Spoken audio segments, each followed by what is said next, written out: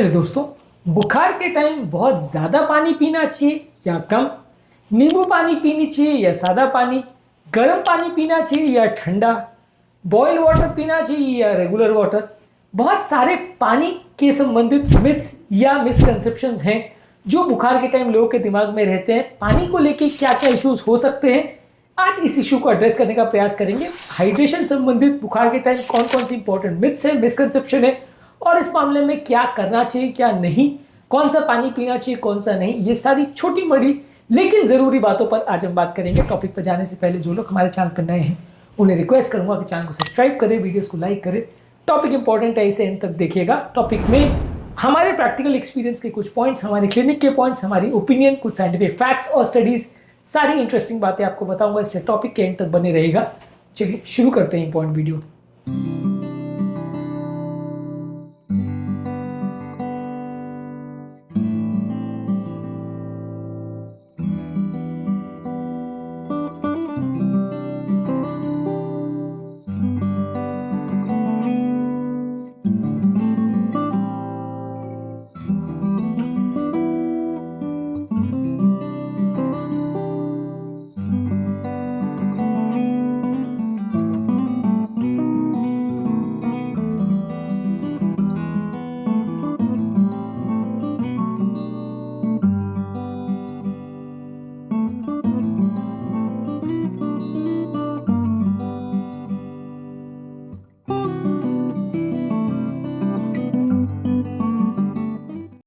पानी के संबंधित आपके इंपॉर्टेंट मन में क्या है?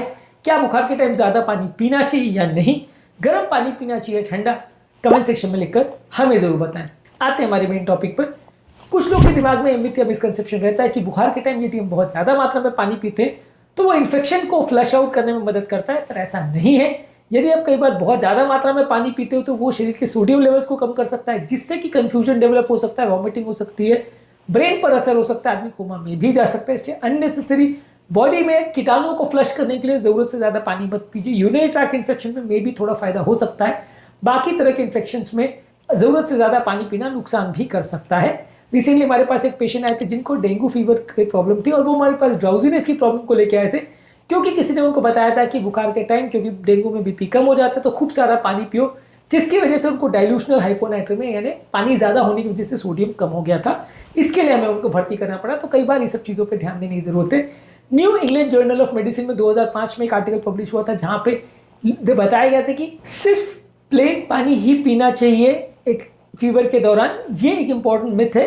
कई लोग को लगता है कि बुखार के टाइम कोई इलेक्ट्रोलाइट सप्लीमेंट्स नहीं लेना चाहिए, सिर्फ प्लेन पानी पीना चाहिए, लेकिन बुखार में कई बार ब्लोटिंग, स्वेटिंग, डायरिया, वॉमिटिंग, ये सारी चीजें होता है जिसमें सोडियम पोटेशियम क्लोराइड का लॉस होता है। ऐसे केस में ओरल रिहाइड्रेशन सोल्यूशन, नींबू पानी, नारियल पानी, ये सिंपल पानी से ज्यादा इलेक्ट्रोलाइट्स देते हैं, तो ये कई बार ज्यादा फायदेमंद रहता है।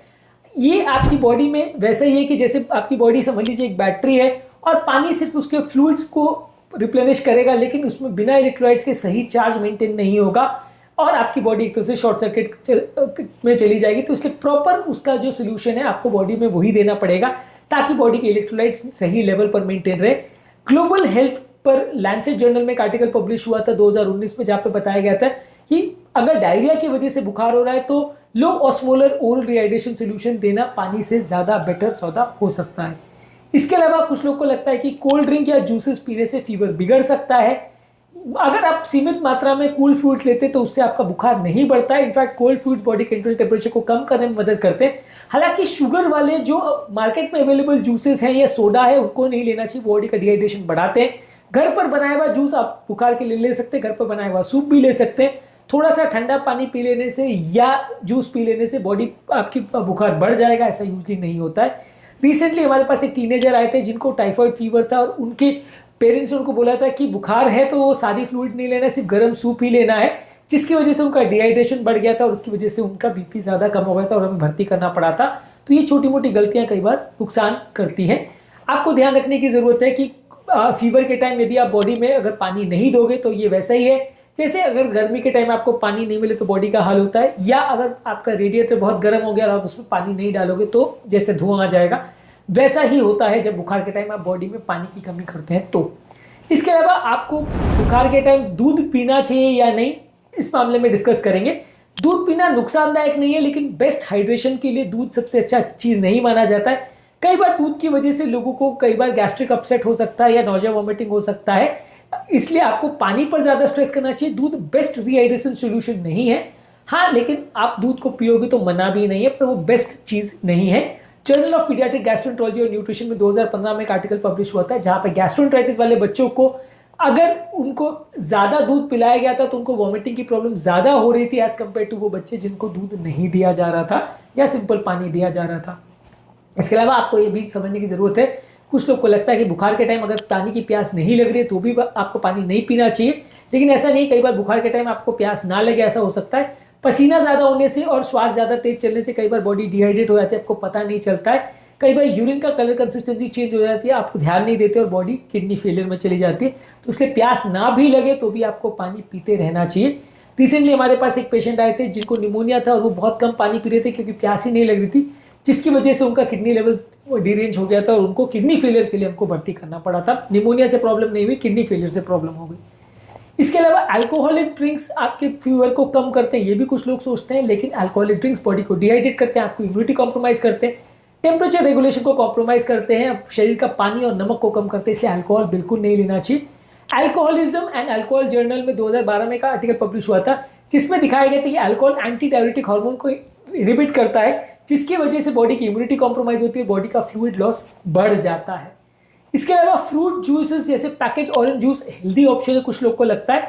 ज़्यादातर कमर्शियली अवेलेबल जो फ्रूट जूसेस होते हैं वो अच्छे नहीं होते हैं, इसमें बहुत हाई शुगर होता है, इलेक्ट्रोलाइट्स बहुत कम होता है, कई बार नेचुरल फूड होता ही नहीं है, इसकी वजह से लोग का डायरिया, शुगर स्पाइक बढ़ जाता है, कई बार डायबिटिक्स में नुकसान भी करते हैं। इसलिए घर पर बनाया हुआ जूस विदाउट एडेड शुगर ले तो ज़्यादा अच्छा है, फ्रूट्स ज़्यादा खाएं तो वो ज़्यादा अच्छा है। कई बार लोग ओवर कंज्यूम करते हैं जिसकी वजह से प्रॉब्लम आता है, ये काफ़ी कॉमन चीज़ है कि डायबिटिक पेशेंट को फीवर था या तबीयत अच्छी नहीं थी और वो हमारे पास आए और उनका शुगर 400-500 हो गया था, इसलिए क्योंकि उन्होंने बहुत ज़्यादा जूसेस पी लिए क्योंकि बुखार चल रहा था। ये काफ़ी कॉमनली होता है कि डायबिटीज़ का कंट्रोल सडनली बिगड़ जाता है और आपको डायबिटीज़ के लिए भर्ती करना पड़ जाता है। इसके अलावा कई बार बुखार के टाइम आप खाना बिल्कुल नहीं खाओ तो इससे मसल ब्रेकडाउन और किडनी डैमेज होता है, इसलिए खाना बिल्कुल नहीं खाओ, ऐसा नहीं करना चाहिए। हाइड्रेशन डेफिनेटली करना ज़रूरी है, लेकिन पानी के साथ आपको खाना भी खाना ज़रूरी है और पौष्टिक खाना खाना ज़रूरी है। 2017 में क्लिनिकल न्यूट्रिशन में एक आर्टिकल पब्लिश हुआ था जिसमें बताया गया था कि बुखार के टाइम जो लोग प्रॉपर फ्लूइड और कैलोरी नहीं लेते हैं उनमें ज़्यादा लंबे समय तक उनको रिकवरी नहीं होती और इन्फ्लेमेटरी मार्कर्स ज़्यादा लंबे समय तक उनके बढ़े हुए रहते हैं।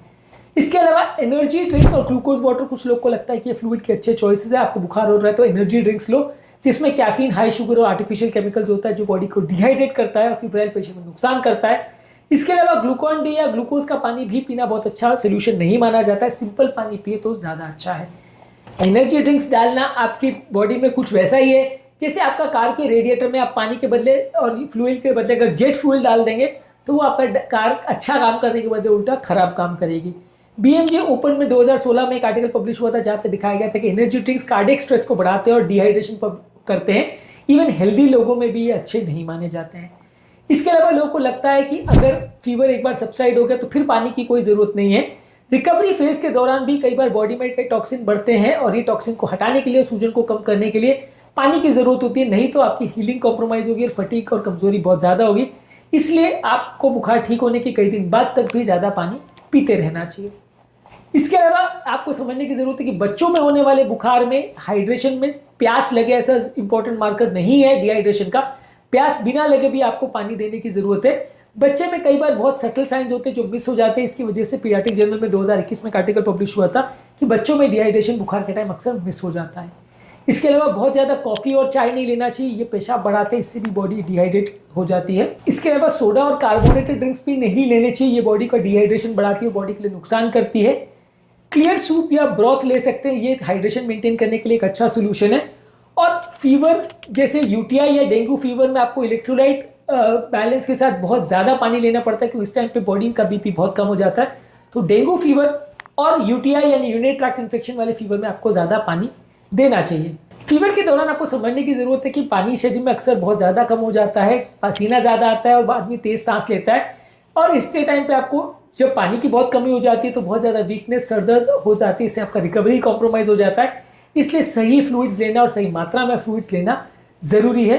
कोशिश ये करिए कि हमेशा फीवर के टाइम सही फ्लूइड्स का सिलेक्शन करिए और कोशिश करिए कि फीवर के टाइम ड्रिंक्स में प्रेफर करिए ओरल रिहाइड्रेशन सॉल्यूशन, घर का बना हुआ पानी, नारियल पानी, हर्बल ट्री, राइस वाटर, दाल का पानी, खिचड़ी का पानी, इसके अलावा फ्रेश फ्रूट जूस घर पे बनाया हुआ, और रूम टेम्परेचर पे पानी को लेना है। बहुत ज़्यादा गर्म या ठंडा पानी दोनों ही लेना बहुत अच्छा नहीं है।